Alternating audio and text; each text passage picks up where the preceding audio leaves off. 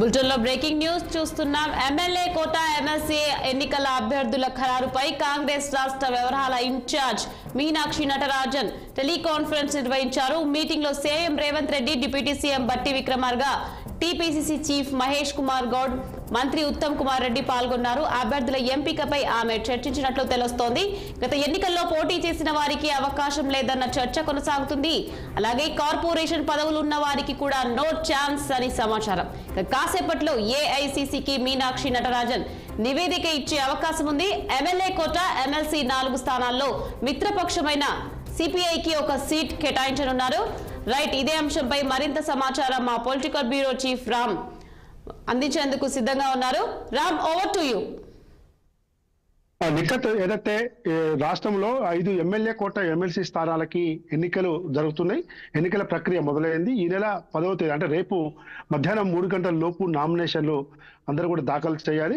అయితే అధికార కాంగ్రెస్ పార్టీకి 4 స్థానాలు, ప్రధాన ప్రతిపక్ష పార్టీ బీఆర్ఎస్ పార్టీకి 1 స్థానం దక్కే అవకాశం ఉంది. అయితే ఈ నేపథ్యంలో కాంగ్రెస్, ఎంఐఎం, సిపిఐ కలిసి అభ్యర్థుల్ని పెట్టే అవకాశం ఉంది. అయితే కాంగ్రెస్ పార్టీలో అభ్యర్థుల ఎంపిక కోసం కొద్దిసేపటి క్రితమే ఏఐసిసి రాష్ట్ర వ్యవహార ఇన్ఛార్జ్ మీనాక్షి నటరాజన్, ముఖ్యమంత్రి రేవంత్ రెడ్డి, డిప్యూటీ సీఎం బట్టి విక్రమార్క, పిసిసి చీఫ్ మహేష్ కుమార్ గౌడ్, రాష్ట్ర మంత్రి సీనియర్ నేత ఉత్తమ్ కుమార్ రెడ్డితో టెలికాన్ఫరెన్స్ ద్వారా అభిప్రాయాలు సేకరించారు. ఈ అభిప్రాయాలన్నీ కూడా ఏఐసిసి పెద్దలకు ఆమె మరికాసేపట్లో నివేదిక సమర్పిస్తారు. అయితే ఇప్పటికే ఉన్నాయి 4 స్థానాలకు కానీ పెద్ద ఎత్తున ఆశావాహులు, అందులో సామాజిక సమీకరణలు, SC, ST, BC, minority, OC, తర్వాత మహిళా సామాజిక, విద్యార్థి, యువత ఇలాంటి వాళ్ళు కూడా ఈ ఎమ్మెల్సీ ఎన్నికల్లో అవకాశం కల్పించాలని చెప్పి ఇప్పటికే ముఖ్యమంత్రి రేవంత్ రెడ్డితో పాటు పిసిసి చీఫ్ మహేష్ కుమార్ గౌడ్, అదేవిధంగా ఇతర మంత్రుల్ని, అటు ఏఐసిసి నేతల్ని కూడా తమకున్న పరిచయాల ద్వారా, తమకున్న సంబంధాల ద్వారా ప్రయత్నం చేసుకొని జరుగుతూ ఉంది. అయితే ముఖ్యంగా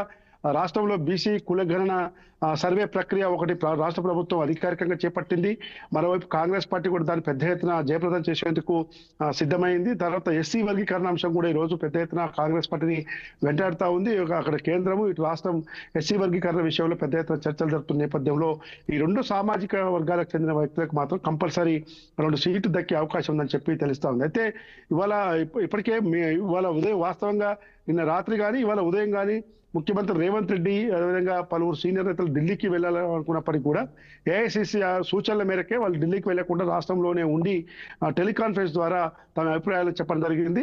ఇవాళ రాత్రికి కానీ సాయంత్రం లోపు కానీ అధికారికంగా ఏఐసిసి అభ్యర్థుల ప్రకటన కూడా చేసే అవకాశం ఉంది. అయితే ఇప్పటికే రాష్ట్రంలో కాంగ్రెస్ పార్టీ అసెంబ్లీ ఎన్నికలకు ముందు సిపిఐతో, అటు తెలంగాణ జనసమితితో పొత్తు పెట్టుకున్న నేపథ్యంలో ఇప్పటికే తెలంగాణ జనసమితికి ఒక ఎమ్మెల్సీ స్థానం ఇచ్చింది కోదండరాంకు, సిపిఐకి కూడా ఒక ఎమ్మెల్సీ స్థానం ఇస్తామని చెప్పి ఇచ్చిన హామీ నేపథ్యంలోనే ఇటీవల సిపిఐ రాష్ట్ర నాయకత్వం అంతా కూడా ముఖ్యమంత్రి రేవంత్ రెడ్డిని, అదేవిధంగా పిసిసి చీఫ్ మహేష్ కుమార్ గౌడ్ కలిసి మాకు ఇచ్చిన అవకాశం ఖచ్చితంగా ఇవ్వాలని చెప్పి వాళ్ళు ప్రయత్నం చేస్తా ఉన్నారు. కాబట్టి ఇప్పుడు మూడు కాంగ్రెస్ కు, ఒకటి సిపిఐకి ఇస్తారని చెప్పి పెద్ద ఎత్తున చర్చ జరుగుతా ఉంది. ఈ నేపథ్యంలోనే ముఖ్యమంత్రి రేవంత్ రెడ్డి, అదేవిధంగా డిప్యూటీ సీఎం బట్టి విక్రమార్క, మంత్రి ఉత్తమ్ కుమార్ రెడ్డి, పిసిసి చీఫ్ మహేష్ కుమార్ గౌడ్లు తమ అభిప్రాయాలను ఎవరికి వాళ్ళే వ్యక్తిగతంగా చెప్పినట్టు తెలుస్తా ఉంది. అన్ని అభిప్రాయాలను కూడా క్రోడీకరించి మీ రాష్ట్ర వ్యవహార ఇన్ఛార్జ్ మీనాక్షి నటరాజన్ ఏఐసిసి పెద్దలకు నివేదిక సమర్పిస్తారు. దీనిపైన ఏఐసిసి జాతీయ ప్రధాన కార్యదర్శి కేసీ వేణుగోపాల్తో పాటు అధ్యక్షుడు మల్లికార్జున్, ఇతర ముఖ్య నేతలు చర్చించి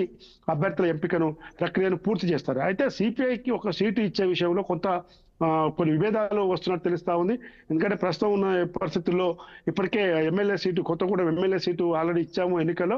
కాబట్టి వాళ్ళకి ఇప్పుడు ఎమ్మెల్సీ సీటు ఇవ్వడం కానీ ఇంకా ఇతర పదవుల్లో అకామిడేట్ చేస్తే బాగుండని చెప్పి కూడా తెలుస్తా ఉంది. అయితే ఇందులో ఒక ట్విస్ట్ మనం చూడాలి. గత అసెంబ్లీ ఎన్నికల సమయంలో పోటీ చేసి ఓడిపోయిన వాళ్ళు కానీ, పోటీ చేసే వాళ్ళు కానీ అవకాశం లేదు అంటూ ఒక క్లారిటీ ఇచ్చారు. దాంతో పాటు ఇప్పటికే నామినేటెడ్ పోస్టుల్లో భాగంగా కార్పొరేషన్ పదవులు, ప్రభుత్వ సలహాదారులు ఇలాంటి పదవులు ఇచ్చిన వారికి కూడా అవకాశం లేదని చెప్పి ఒక ఇండికేషన్ ఇచ్చింది. కానీ ప్రభుత్వ సలహాదారుడుగా ఉన్న ముఖ్యమంత్రి రేవంత్ రెడ్డికి బాగా దగ్గర అంచడుగా ఉన్న వేము నరేంద్ర రెడ్డికి మాత్రం ఎమ్మెల్సీ స్థానం కోసం ముఖ్యమంత్రి రేవంత్ రెడ్డి పట్టుబడుతున్నారు. కానీ ఈ నేపథ్యంలో ఆయనకు ఎమ్మెల్సీ స్థానం దాదాపు ఖరారైనట్టు కూడా తెలుస్తా ఉంది.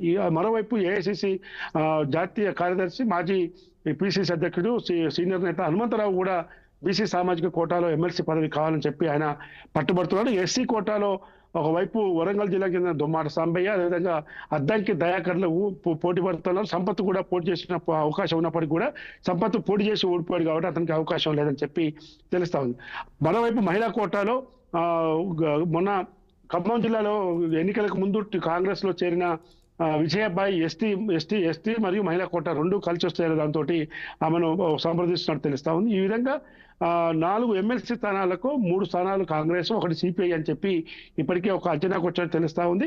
ఏదేమైనా కొద్ది 2 గంటల లోపు ఈ రోజు మీనాక్షి నటరాజన్ ఏఐసిసికి నివేదిక ఇస్తుంది. ఆ నివేదిక పరిశీలన అనంతరం దానిపై కసరత్తు చేసే ఏఐసిసి అభ్యర్థులను అధికారికంగా ప్రకటించే అవకాశం ఉంది. రామ్, చెప్పండి, మనం మార్నింగ్ నుంచి చాలా మంది పేర్లు వింటున్నాము, అలాగే చాలా మంది ఆశావాహులు ఎదురు చూస్తున్నారు. ఇంకా వీళ్ళ నేమ్స్ ఏమైనా చేంజ్ చేసే ఛాన్స్ ఉందంటారా?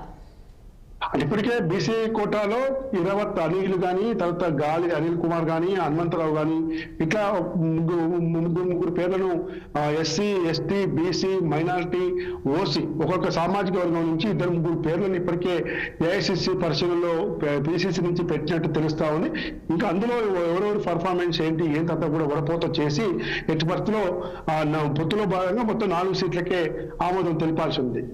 Okay, right, thank you Ram.